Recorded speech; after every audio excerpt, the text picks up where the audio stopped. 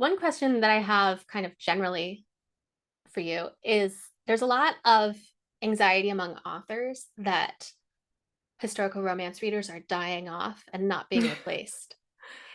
And then I also see preferences expressed by some readers that, oh, they really just prefer the older stuff, or the older stuff Mm, is different. And so they can enjoy the newer stuff, but somehow there's a disconnect. mhm, And I obviously there was a point where consent became very important. mhm, But what's your experience or view on old school historical versus modern historical? Like, are mhm. we publishing with a different covenant to our readers? And is that why there's a disconnect? That's a great question. Recently, I've been digging into the historical romance bestsellers from the 1970s, and I think it's a very interesting time because it 1972 is essentially seen as this turning point, right? Where like the modern popular romance genre kind of bursts into existence with The Flame and the Flower, written by Kathleen Woodiwiss. And it's more complex than that, but something that did happen is the American published historical romance kind of emerges. And what I think is really interesting about like the 1970s is I think you see this fledgling newborn genre coming out, and it's kind of being born from a bunch of other things that existed previous to this, borrowing from a bunch of different places. And I think that the covenant, the promised covenant to the readers in the 1970s is extremely different from our expectations today with historical romance.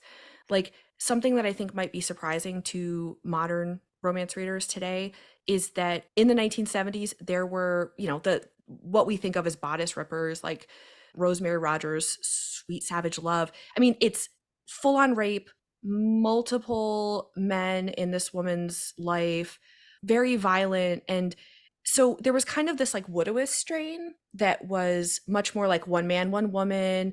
It may be, I mean, still violent sexual experiences and all of that.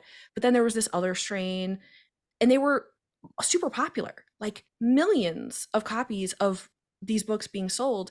And I think that if you look at like the Rosemary Rogers type authors from the 70s, nobody reads them anymore. Nobody really wants to engage with them because essentially that was the strain that died out. That was Mm-hmm. the like, oh no, we're not going in that direction, we're going in this direction, and we're going to kind of build on this. And so I think that's constantly happening. Like, in the 80s, maybe it kind of starts to move in another direction, but then there's some books moving in this direction, and then this kind of dies out, and now we move farther and farther in this way. And reader expectations start to shift along with them. I think the strain that is consistent, it's that one man, one woman, which obviously has evolved into being, like a primary couple. Like we know that readers today don't love the idea of on page or within the text any of the main characters engaging with somebody else romantically or Mm-hmm. sexually. Like readers don't they are really a lot of people are like very against that, right? That I think that's something that from that point, it was kind of like, oh, preference noted, and authors and publishers really kind of picked up on that. But obviously a lot of other things have changed, right? The traditional publishing industry has started to become aware of, different types of relationships, different people in relationships that are still, considered romantic by readers, even though, if you go back to the 1970s, they would have said, oh, nobody wants to read that. So I think a lot has changed there, but the basic architecture that I think romance readers really like is it's that focus on the relationship. I think people want to kind of know and see the end game. Like they don't want that. I mean, they want a little tension, a little like insecurity, like is this going to happen? Is it, like what's going to keep these people apart? But, I think that maybe what I see happening today is pulling out more and more of the tension.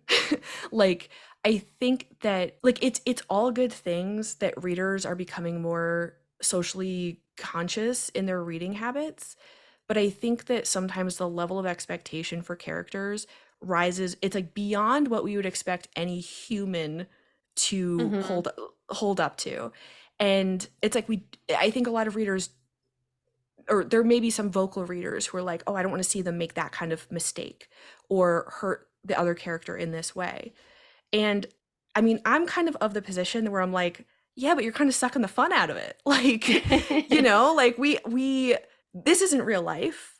Look, I've got this picture. I don't want to go on a pirate ship. Like, like that, I want to read about that for sure. Absolutely. Like, that sounds fun. Take me on an adventure or take me on an emotional roller coaster. And if that happened to me in real life, absolutely, I would dump the person and move on.